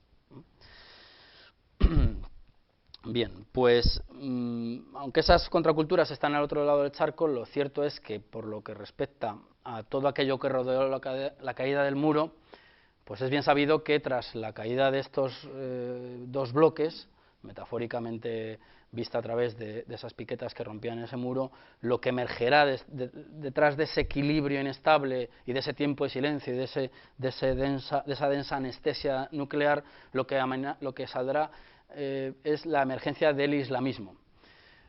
De un islamismo, además, que supone, lo mismo que ocurrió, me parece a mí, que con la ETA de los 80, todo un modo de vida. Es decir, el etarra empezaba en la Rico Taberna, tenía que cortarse el pelo de tal manera, vestir de tal forma, escuchar una música, es decir, tenía todo un ambiente envolvente preparado para esa integración.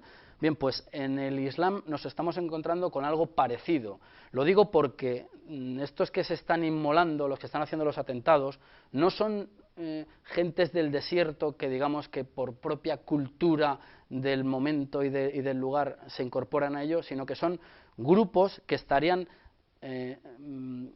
cristalizando dentro de la tecnocracia del momento, si digamos, insisto en querer agarrarme al libro asumiendo esa terminología, no habría por qué asumirla, pero para entendernos un poco. Es decir, que el hecho de que muchos islamistas están creciendo en Cataluña o en Marsella, pues da cuenta de hasta qué punto estas dialécticas que trata de presentar Rosta con más o menos precisión siguen latentes. Por otro lado, estos yihadistas occidentales que se incorporan a la Guerra Santa también parece ser que consumen unas drogas muy parecidas a las que hemos estado desarrollando esta tarde. Es una anfetamina llamada Captagón, un medicamento que se empezó a producir en los años 60 para tratar la hiperactividad, la narcolepsia y la depresión, y que ahora se produce en cantidades industriales de manera clandestina. Voy a finalizar con un caso concreto para ver hasta qué punto además también los medios de comunicación contribuyen a la cristalización de una suerte de cánones o instituciones del yihadista. Lo digo porque a principios de año, el día 4 de enero, leí una noticia titulada "Del gimnasio al Estado Islámico". Bueno, pues es un egipcio, un tal Islam Yaquen, la verdad que el nombre ya iba orientado, era un personaje egipcio de una familia más o menos acomodada, dedicado al culto al cuerpo, a ligar con universitarias, que en un momento dado pues entrará en contacto con unos líderes religiosos de una mezquita, hasta el punto de que él se pasará a las filas del Estado Islámico.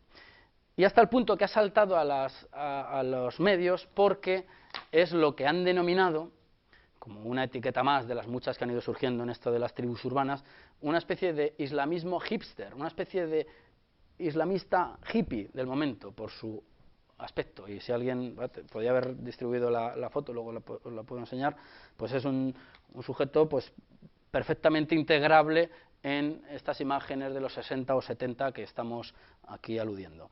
Entonces el hirsuto Islam, Islam Yaquen, conocido como el hipster yihadi, ahora habla a través de internet y les dice que resistan atrapados en tierras de infieles y apóstatas, pero que lleven una vida normal y se mezclen entre la gente para mantener en secreto sus intenciones. Bueno, pues creo que con esto podemos dar por cerrada la intervención y estamos ante esta otra contracultura amenazante a la que habrá que hacer frente de algún modo. Eso es todo.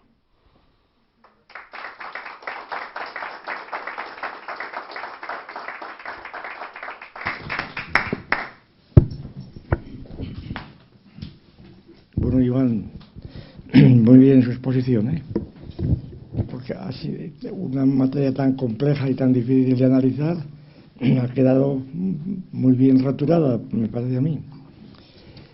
Y la última parte ha sido muy interesante, el diagnóstico del del Islam actual, ¿verdad? En esos términos. Mientras hablaba yo me estaba preguntando cuál sería la situación de la España actual.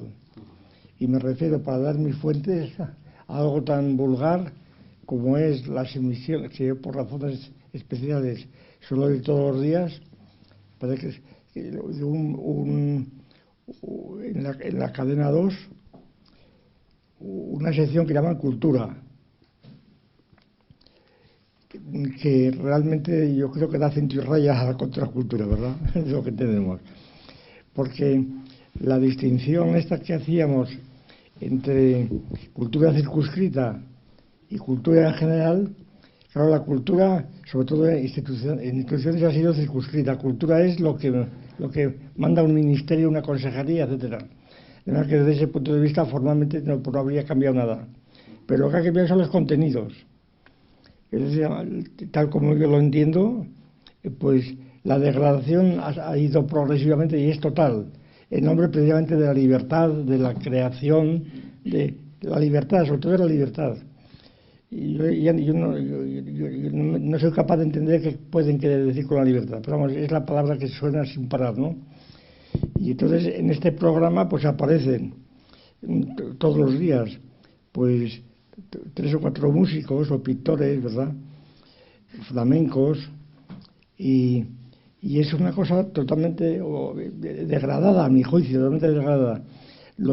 Muchos de los que tocan la guitarra son débiles mentales, completamente, en el modo, vamos, yo los clasificaría como débiles mentales. Es una gente que no tiene el menor recurso lingüístico, ni sabe nada, más que repetir esos temas y empezar a cantar unas canciones puramente líricas. Bueno, lírica no es nada, es simplemente una expresión de deseos de que fulanita me ha olvidado, pero yo a las 7 de la tarde voy a volver a ver, cosas de ese tipo, ¿verdad? Entonces es una cosa de un imbécil completamente.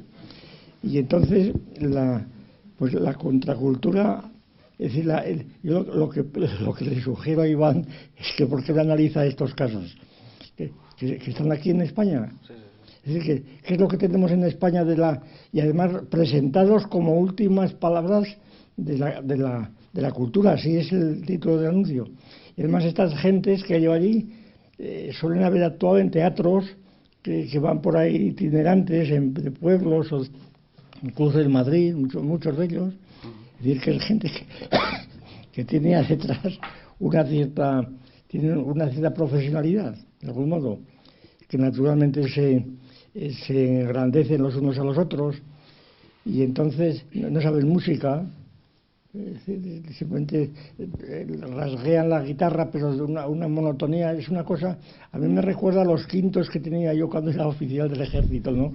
Quintos analfabetos, donde realmente no les tomabas en serio, ¿no? Los mandabas a desfilar por ahí, ¿verdad? Pero estos en cambio reciben un tratamiento, pues eso, que están 10 minutos en la televisión, lo cual es un alarde, unido también a otra sección en la misma cadena, que no sé cómo, no es en la misma cadena, yo creo, no me acuerdo, pero que es de filosofía, donde yo cada vez estoy más sorprendido de dónde sacan estos individuos que aparecen por allí. Suelen ser medio psicólogos, lo que hablan es de la felicidad y de la tranquilidad y cosas de ese tipo, ¿no? Es decir, yo muchas veces me pregunto, bueno, esta selección de gentes de cultura, de filosofía, sí, pues están deliberadamente buscadas como contracultura por los directores del programa, o simplemente qué es lo que hay. Esa es la cuestión. Bueno, total que no sé, porque al lado de esto la impresión que da es que esto es un grado de imbecilidad creciente, Los movimientos políticos de contracultura, pues ya sabemos cuáles son, ¿verdad? Los movimientos políticos son los que, pues eso, la contracultura, la contrapolítica, aunque ahora se presenta como política, de manera que aquellas críticas no nos representan, etcétera, pues ahora quieren ser los representantes de los que no nos representan, pero están en la misma línea. Ahora seguramente se han metido por unos cauces que están más hechos, más moldeados, y no tienen más remedio que acatar ciertas instituciones como son asambleas, votaciones, turnos, etcétera. Es decir, que tienen unas reglas institucionales que le impiden esta... Y por tanto carecen de interés propiamente, porque son movimientos pues efímeros, pasajeros, supongo yo. Total que, no sé, que yo le invito a que, dada su capacidad de análisis, a que escuche 5 o 6 veces este programa de cultura y de filosofía y verá que es bueno. No, pues, bueno, gracias. Un comentario. Yo creo que algunas claves pueden estar precisamente en cada hombre un artista. O sea, el creciente subjetivismo yo creo que tiene parte de culpa de lo que usted está diciendo, por supuesto. Eso en el terreno del arte, que además sí que es cierto que se podría hacer un rastreo perfectamente, pues lo mismo que Viola con Pollock, ver un poco esas mímesis con otros. Bueno, nada sale, aunque ellos quieran decir que sale de su interior, no sale de que lo ven, es evidente, ¿no? Porque es imposible, vamos.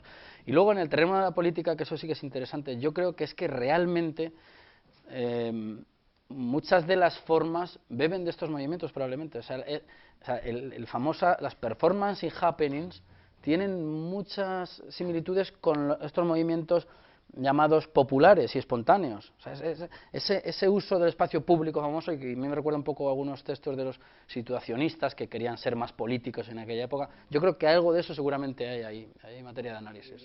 Un intercambio muy seguro. entre ellos. Sí. Invitaciones continuas. Yo estoy convencido de que hay ahí efectivamente. Ahora también yo creo que hay quizá conforme iba exponiendo, iba yo recordando pues esta idea de cómo estos movimientos contraculturales y demás, cómo por ser contraculturales naturalmente pues están teniendo a la base una cierta cultura contra la cual se va, y que a su vez es contracultural muchas veces. Me refiero a lo siguiente: la afición por la antropología, pues la afición por la antropología, que implica pues el conocimiento de otros mundos, del Oriente, de los no contactados en el Amazonas, etcétera.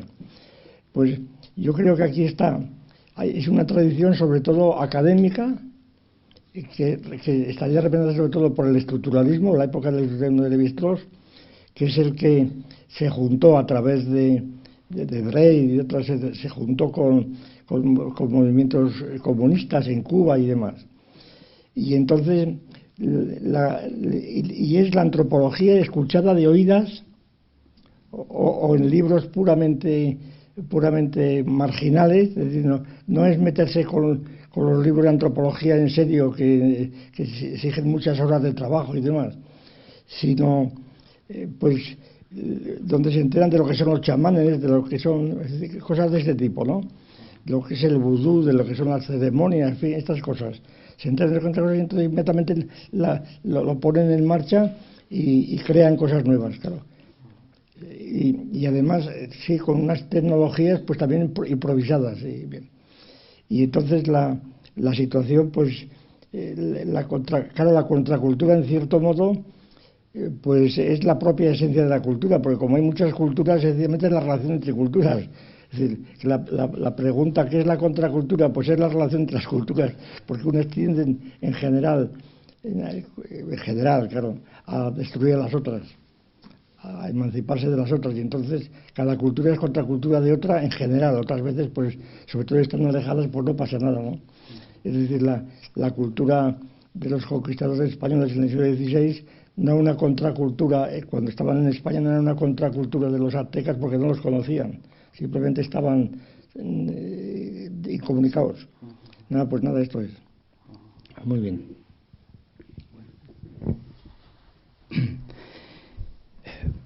Vamos a ver, yo quiero en principio pues felicitar a Iván Vélez y antes de nada pues eso, darle desde aquí, desde Oviedo, la bienvenida, porque podemos comprobar in situ que ha regresado. Es otro de los tres que formó parte de la aventura mexicana y que ha llegado sano y salvo.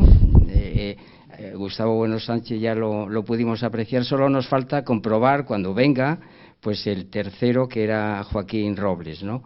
Supongo yo que habéis conservado vuestra integridad ética, acaso por el esmerado cuidado de nuestro buen amigo Ismael Carballo. Muy bien. Una vez dicho esto, que es una ironía, ¿verdad?, pues sí que me gustaría resaltar dos cosas que me parece que son importantísimas en tu trabajo, no solamente en esta exposición, sino lo que hay detrás de ella. Y vamos a ver, una primera lección magistral que yo he recibido en tu exposición de hoy es una aplicación magistral de la contraposición entre ética y moral. Es decir, si las drogas, desde un punto de vista ético, pues naturalmente provocan que un organismo sano se convierta en enfermo, en ciertos casos límites, como es la guerra, pues resulta que esas drogas pues tienen su efecto positivo, ¿verdad?, como estimulantes, como tranquilizantes, como etcétera, ¿no? Y claro, pues esto me parece un hallazgo importantísimo. Y el otro hallazgo, como algo que te tengo que reconocer, es precisamente esta conexión tan fecunda entre drogas y Guerra Fría. Pero tú, naturalmente, nos has llevado también al uso de las drogas en las guerras calientes. Esto es conocido históricamente, por supuesto. Si nos remontamos, qué sé yo, a la historia de los imperios helénico y romano, pues ya encontramos, por supuesto, grandes personajes ligados a la producción o a la extracción de ciertas sustancias de plantas, precisamente para tratar a los mutilados, a los enfermos, a los doloridos, etcétera. El caso más emblemático es justamente ese médico del ejército romano en la época de Nerón, que es Dioscórides, ¿no? Y en ese sentido es absolutamente acertado. Pero lo que me parece acertado en tu caso es precisamente el que hayas hecho la conexión, no de las drogas con las guerras calientes, que tú lo has tratado también estupendamente a propósito, pues qué sé yo, de guerras calientes, la guerra del Vietnam, etcétera, sino el hecho de que lo hayas conectado esto con la Guerra Fría, es decir, en un periodo en el que podríamos hablar, pues de una paz duradera que tuvo sus momentos y sus altibajos y demás, ¿verdad?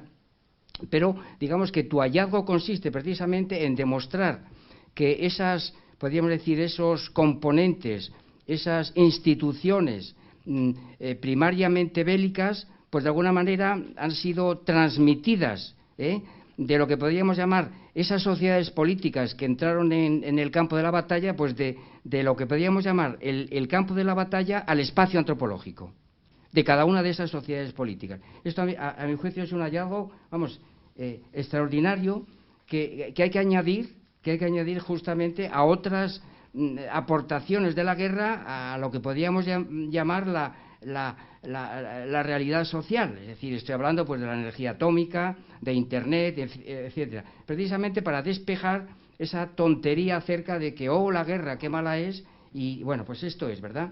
Y cómo precisamente pues hay un uso adecuado, digamos duro, y un uso blando de las drogas en lo que podríamos llamar en los espacios antropológicos que tú has dibujado perfectamente, en cada una de estas sociedades políticas contendientes pues eso has hablado, claro, la Guerra Fría te ha remitido a Estados Unidos, a la Unión Soviética y demás, ¿verdad? Muy bien, y esto es un reconocimiento. Yo te he escuchado atentamente y me parece que es que había que, nobleza obliga, ¿verdad?, el ponerlo sobre la mesa y reconocértelo, y entonces pues decir que yo he tomado muy buena cuenta justamente para una vez habiendo aprendido esta lección, pues aplicarlo adecuadamente, ¿no?, en lo que a mí me corresponde, ¿verdad? Bueno, luego sí que aprovechando esto, sí que me gustaría hacerte algunas preguntas, porque sé yo que tú eres pues un gran conocedor. Por ejemplo, ya adelanto, sí que me gustaría que saliera a relucir, porque lo conoces perfectamente, pues el vínculo de lo que la contracultura y las drogas con Tierno Galván.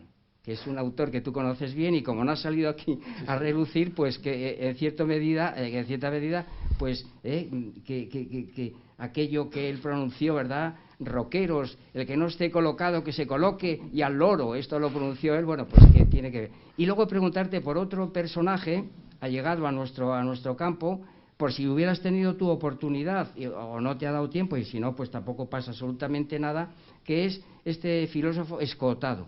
Es decir, si puedes apuntarnos algo, y aprovecho esta circunstancia porque tú, naturalmente, pues eres un gran entendido en estas cuestiones, y que nos ofrecieras pues tu punto de vista, ¿no? Luego hay un, y ya finalmente, ¿no? Hay un asunto muy curioso en el libro de Rostock, y es una referencia a Ortega y Gasset, justamente negando o criticándole su doctrina de las generaciones, ¿verdad?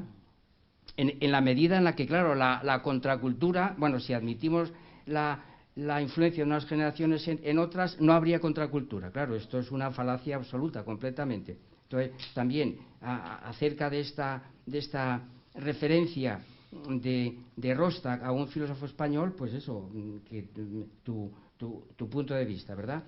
Y luego, pues eso, decir que el gran acierto de partir de la Guerra Fría, y por tanto en situación de la Segunda Guerra Mundial, pero que el uso de drogas, el uso blando, que tú has, o que a partir de Rostock, pues es algo que también se conocía perfectamente. Yo estoy recordando ahora, por ejemplo, la música de Berlioz, el opio. Es decir, sin el opio no hubiera compuesto la Sinfonía Fantástica, o la absenta de los pintores impresionistas. Bueno, nada, esta es la cuestión. Estas preguntas, para aprovechar que te tenemos aquí, que eres un gran conocedor de todo esto, pues que nos digas algo sobre Tierno Galván, sobre Escotado, sobre Ortega, etcétera.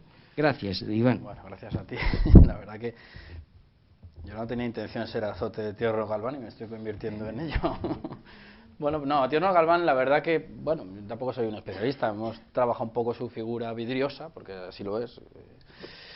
Bueno, Tierno Galván, a mi juicio, fue un gran impostor en muchos campos, y en este también. Es decir, él, por ejemplo, el último libro de Morán, de Gregorio Morán, el del cura de los mandarines, hace una alusión en la página, antes de la página 100, a Tierno Galván, y dice lo mismo que hemos dicho muchas veces, que tenía lo más exótico del socialista Galván era un obrero, un obrero, era un elemento propagandístico que no tenía contacto con él. Yo creo que con las drogas igual, yo creo que Tierno Galván no tenía el menor contacto, pero veía que le funcionaba.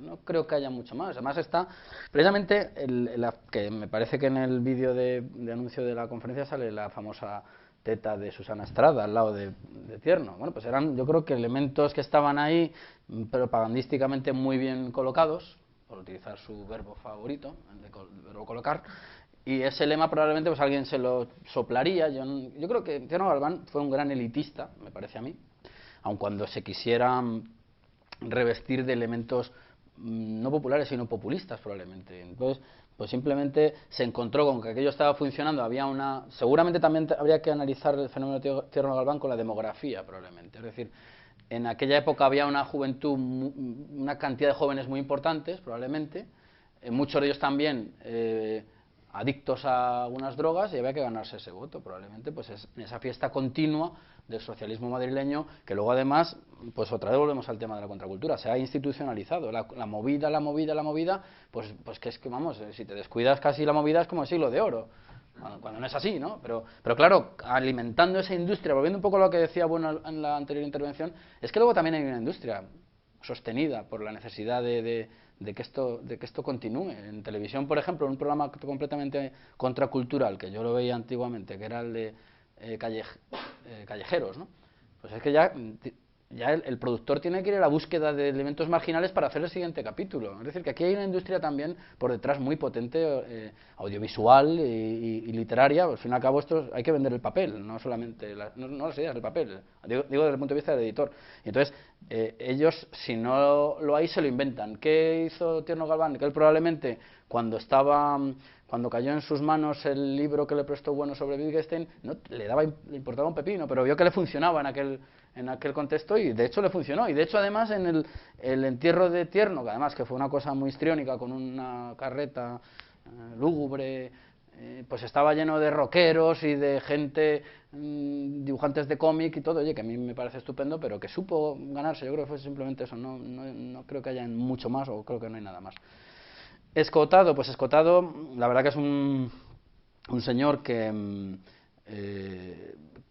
bueno, ha estudiado mucho, muy a fondo estas cuestiones. Lo que pasa es que yo, en algunas de las interpretaciones que hace Escotado sobre el problema de la droga, siempre casi echándole la culpa a la prohibición, yo no estoy totalmente de acuerdo con ella. Yo creo que hay la responsabilidad del individuo, si se tiene como tal y quiere ir también a votar el día que corresponda, porque él responde de sus actos, pues compromete un poco la visión de Escotado. En cuanto a Ortega, pues yo creo que la crítica que yo haría de las generaciones es todas estas líneas que yo creo encontrar, es decir, que probablemente algunas de las posiciones programáticas de las vanguardias europeas de principios del siglo XX influyen en los hippies de 60, aunque el hippie no se entere, es aquello de hablar en prosa sin saberlo.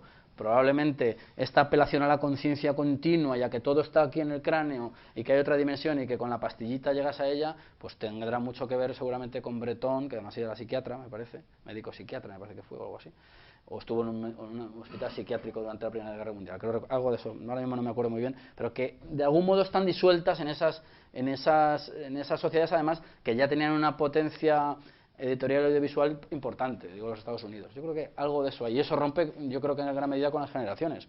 Es decir, el hilo, tirando del hilo, pues llegas a los de la absenta, por referirme al último que me has dicho. Los de la absenta son pues, los cubistas, dadaístas, surrealistas. Pero que también es verdad que y los del opio igual, eran círculos mucho más reducidos que aquellos a los que les hablaba Tierno en el 80. O sea, ahí ha habido una democratización del consumo. ¿Pero por qué? Porque probablemente el capitalismo, lo que hemos hablado tantas veces, va ligado a un aumento de mercado y de productos, hasta el punto de que, por ejemplo, esto de las pastillas, según parece, las fabrica cada uno y cada cual, e incorporan en sus logotipos de marcas comerciales de prestigio. La propia pastillita lleva Lamborghini, lleva Porsche, es decir, el prestigio lo vampirizan de algún modo y lo ponen sobre la mesa. No sé si te he respondido.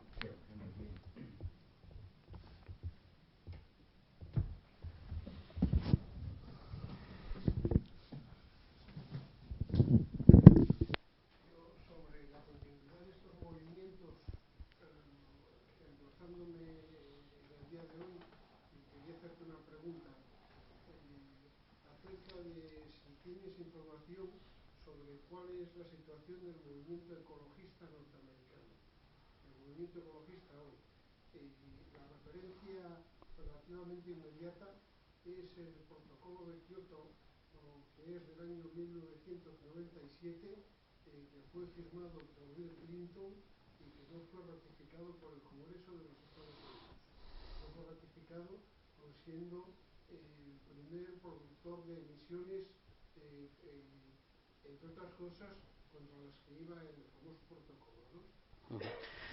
Bueno, de los movimientos no tengo información de ecologismo. Yo lo que creo es que, al margen ya de los movimientos en concreto que hay, desde luego la conciencia ecológica está también muy disuelta, pues probablemente desde antes de Rothschild, porque ya recoge la existencia de los mismos. Yo diría una cosa, que no es lo mismo firmar documentos, el papel todo lo soporta, por decirlo de algún modo, que luego ponerlo en marcha, porque ahí tienes que tener en cuenta pues un montón de cuestiones que involucran la capa basal de una sociedad sobre la cual se asienta. Aquí el problema es que muchas veces los políticos, me parece a mí, que viven, como solo pisan la moqueta, se olvidan de que debajo de la moqueta hay tierra, no está la playa debajo de los adoquines, está la tierra y los recursos. Y eso es algo que se suele olvidar. Por otro lado, también sospecho, y esto habría que ratificarlo, que los movimientos aparentemente transversales y neutros ideológicamente como Greenpeace, estoy convencido de que alguien los paga y que ese alguien prefiere impedir una contaminación en un lado antes que en otro. No sé si me explico. O sea, que no hay nada inocente creo yo que no hay nada inocente en todo esto. E insisto, del acuerdo a la realidad, pues buen mundo. Además, no quiero ni pensar en otros países llamados emergentes. Vamos, es que no te pueden ni escuchar con las emisiones. Ellos están en otra cosa. Están como lo de libertad, ¿para qué? Pues ecologismo, ¿para qué? Ahora mismo estamos en otras cosas, seguramente.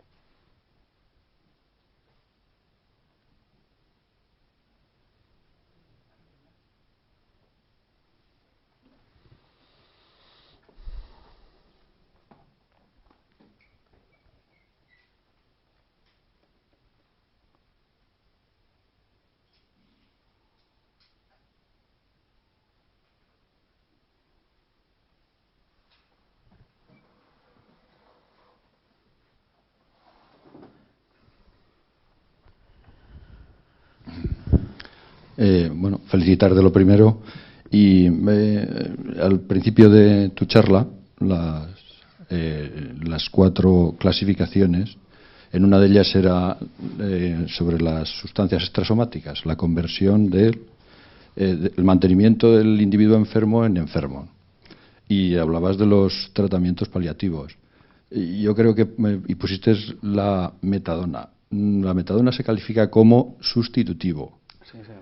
Ahí yo creo que incluso habría algunas implicaciones de otro tipo, porque simplemente se pretende, o sea, paliativo entiendo que es, pues eso, si hay mucho dolor, que merme el dolor. Y bueno, yo creo que eso tiene muchas implicaciones de todo tipo. En principio, yo creo que desde el juramento hipocrático incluso. Y por otro lado, no sé, ¿qué relación podríamos buscar sobre la figura antropológica en estas sociedades de esta problemática con el individuo flotante? ¿Por qué? Porque al final es una de las figuras que muchas veces se está normalizando con la figura del enfermo. Todo esto, pues al final se terminan en las denominaciones de enfermo, que también se extienden a otras patologías individuales y sociales. No, bien, las precisiones, estoy de acuerdo contigo. Es decir, el problema de la metadona está ahí. Muchas veces es sustituir una adicción por otra, más controlada probablemente, y desde luego va seguramente relacionado con el individuo flotante. Es decir, conseguimos que el yonki que está tirado por la calle pues esté menos tirado porque lo pautamos de alguna manera. Y de hecho, además, hace poco vi un documental, bueno, antes de esto, de México, ¿no? En un país nórdico, que son la solución a todos los problemas, y Escandinavia es la mejor maravilla y tal, por lo que dicen, y había, no sé si era Noruega, un índice de heroinómanos altísimo. Y lo que habían hecho efectivamente es transformarlos en heroinómanos con carnet, por decirlo de algún modo, y ahí está el individuo flotante otra vez. Pues venga, este hombre lo orientamos y encaja igual. Probablemente el enfermo del que hablábamos pues era un individuo reconducido a espiritualista por sus problemas y sus taras, seguramente, pero vamos, desde luego sí, la metadona está ahí a medio camino, ¿no? entre el punto 2 y el punto 4, no sabemos hasta qué punto. Lo que pasa es que al parecer la metadona, pero claro, yo no sé si es la sustancia, yo eso lo desconozco, es menos nociva o el control de la misma, porque volvemos siempre al problema de la dosis. Otra cosa que por ir deprisa no lo he dicho, el tema de la dosis y los venenos y Paracelso, ahí estamos siempre otra vez en el mismo problema, que además va ligado a muchas sobredosis. Parece ser que el drogadicto llega a un consumo muy alto, se quita de las drogas, se reengancha y parte de ese punto que no admite su cuerpo, porque cree que lo puede asimilar, y no es así. Pero bueno, pues supongo que la metadona desde luego es un caso importante ilustrativo del individuo flotante. Lo reconducimos y hacemos lo que se puede con él, seguramente, ¿no? Y además él utiliza ese rol, seguramente. El rol es ser eso, el drogadicto de carné, como otras patologías ideológicas.